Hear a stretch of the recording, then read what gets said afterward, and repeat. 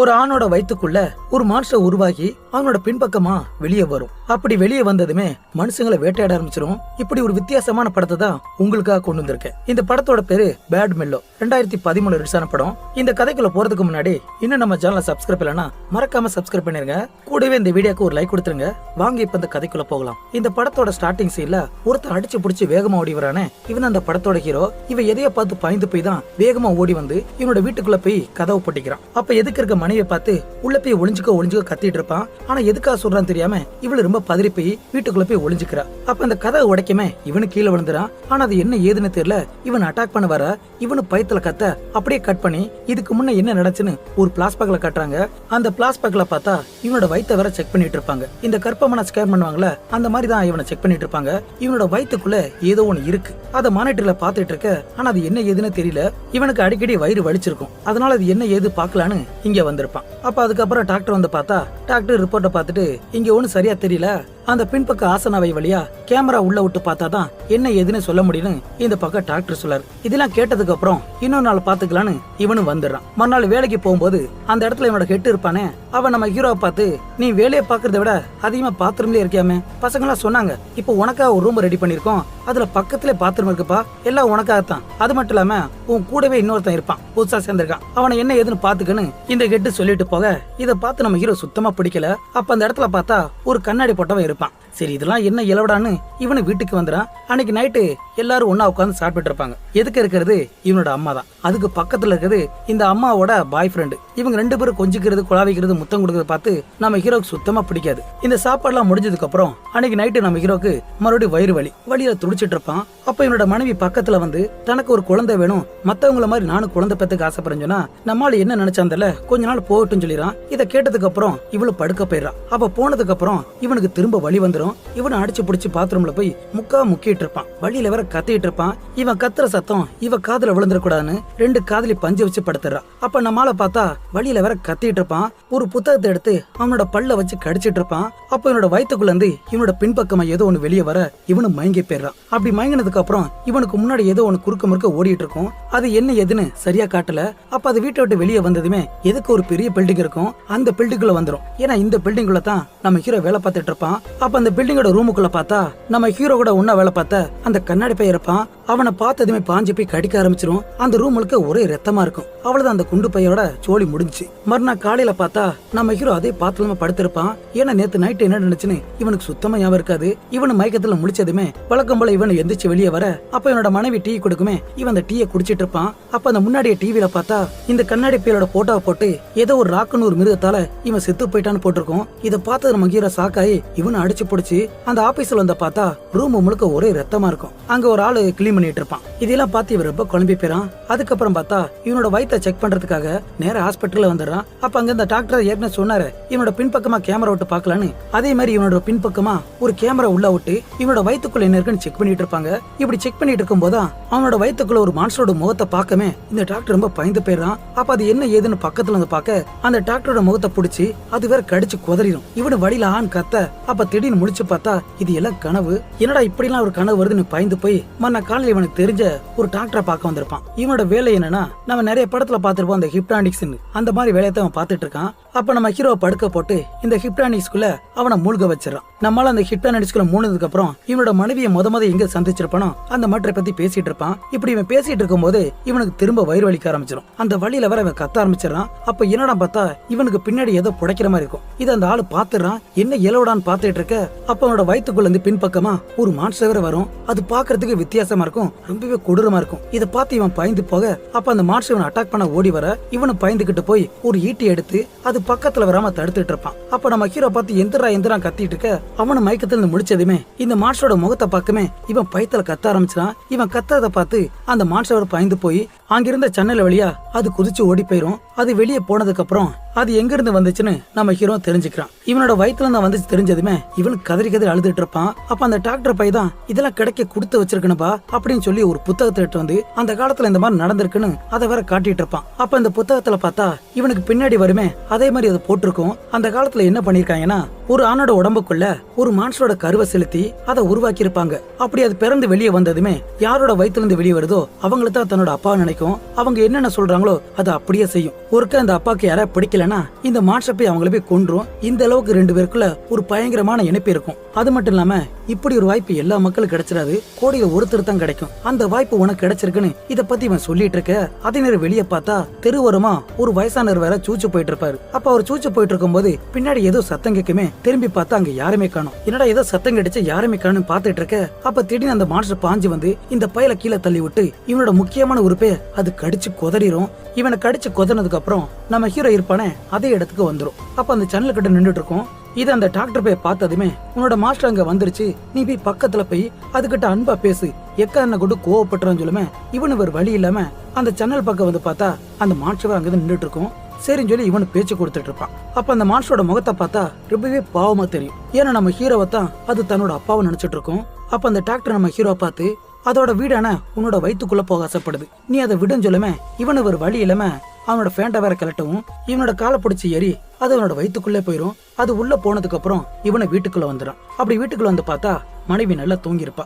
அவளுக்கு ஒரு முத்தத்தை கொடுத்து இவன் பாத்ரூம் வந்துடுறான். பாத்ரூம்ல கண்ணாடியில இவனோட முகத்தை பார்த்து அழுதுட்டு இருப்பான். இது என்னடா வாழ்க்கைன்னு இவனை அழுதுட்டு இருக்க. மறுநாள் காலையில பார்த்தா இவனோட ஆபீஸ்க்கு வந்துடுறான். அப்ப அந்த டிவில நியூஸ்ல பார்த்தா நேத்து ஒருத்தரை கொண்டிருப்போம்ல அதோட போட்டோவை போட்டிருக்கும். அதே ரங்கூன் மிருக தான் இவரை தாக்கிருக்குன்னு போட்டிருக்கும். ஆனா நம்ம ஹீரோக்கு இதை பார்த்து சந்தேகமா இருக்கும். ஒருவேளை நம்ம வயிற்றுக்குள்ள மான்ஸ்டர் தான் இந்த வேலையெல்லாம் பண்ணுதோன்னு இவனுக்கு சந்தேகமா இருக்கும். இந்த சந்தேகம் தீக்கிறதுக்காக இவனோட அப்பனை பாக்குறதுக்காக ஒரு கார் எடுத்துக்கிட்டு நேர காட்டுக்குள்ள வந்துடும். அப்ப அந்த காட்டுக்குள்ள ஒரு வீடு இருக்கும். அந்த வீட்டு பக்கத்திலே ஒரு கூடாரம் இருக்கும். அந்த கூடாரத்துல தான் இவனோட அப்பா வெளியே வருவான். அப்ப அப்பனை பத்தி எல்லாத்தையும் கேட்கலாம் பார்த்தா இவனால அதை கேட்க முடியல.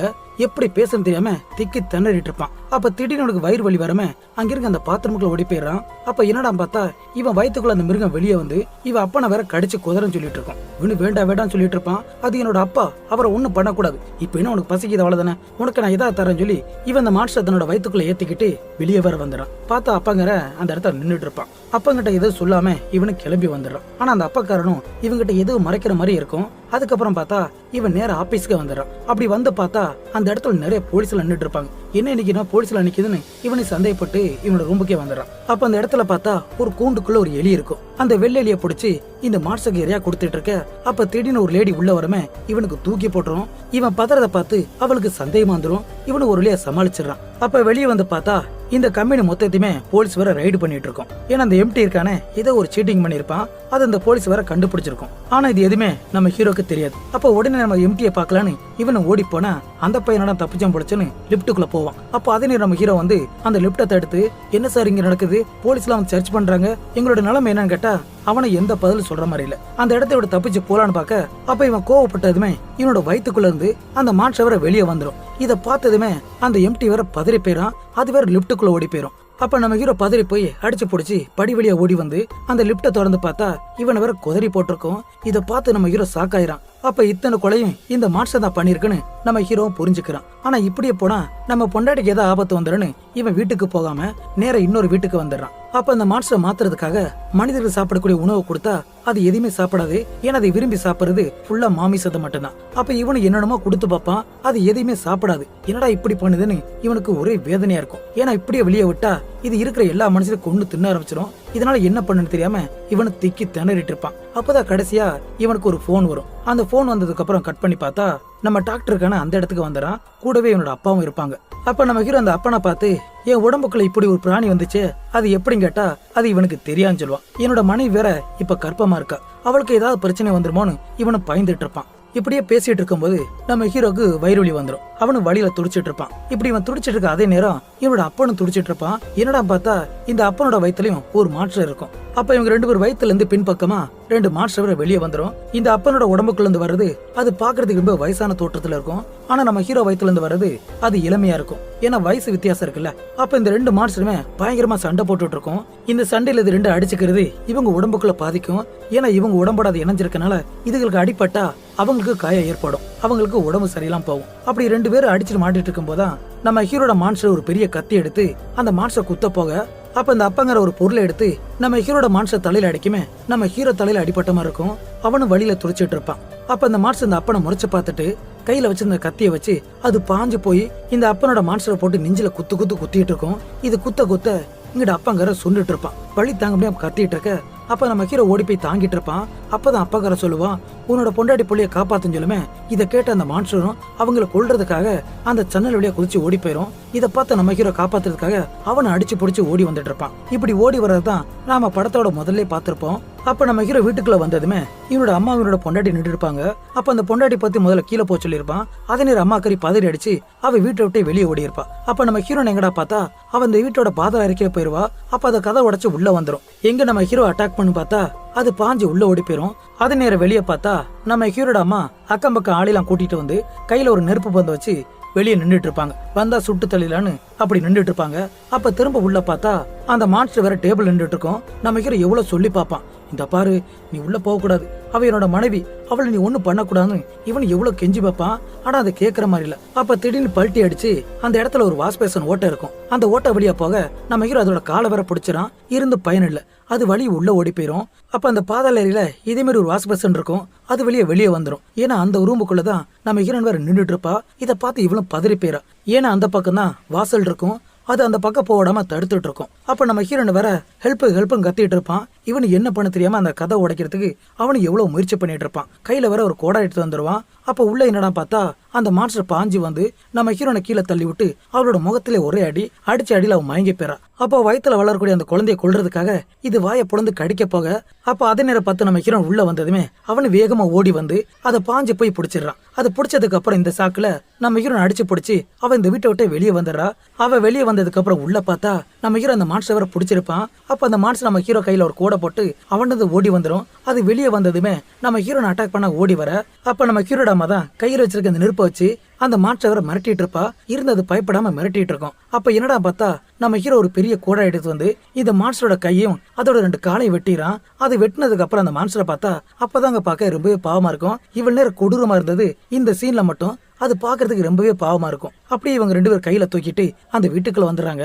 அப்படி வீட்டுக்குள்ள வந்ததுக்கு அப்புறம் அவனோட மனைவிட்ட சொல்லாம அவள் அந்த மான்ஸ்டரை நம்ம ஹீரோட பின்பக்கமா உள்ள விடமே அது வயிற்றுக்குள்ள போயிரும். அதோட எல்லா பிரச்சனையும் முடிஞ்சிரும். கடைசியா பார்த்தா நம்ம ஹீரோக்கு ஒரு நல்ல கம்பெனில வேலை கிடைச்சிரும். இவனோட அப்பனும் உயிரோட தான் இருப்பான். அப்ப இவரோட மனைவி மாசமா இருக்க அவளோட வயிற்ற வேற காட்டுவாங்க. வயிற்றுக்குள்ள குழந்தை இருக்கும். அப்ப அந்த குழந்தையோட வயிற்றுக்குள்ள பார்த்தா ஒரு மான்ஸ்டர் இருக்கும். அதோட அந்த படத்தை முடிப்பாங்க. இந்த படத்தோட கதை கண்டிப்பா அது என்ன இலவனா உங்களுக்கு தோணும். என்ன இந்த படம் கொஞ்சம் வித்தியாசமான கதைனால உங்கள்ட்ட கொண்டு வந்தேன். படம் பிடிச்சிருந்தா மறக்காம லைக் பண்ணுங்க.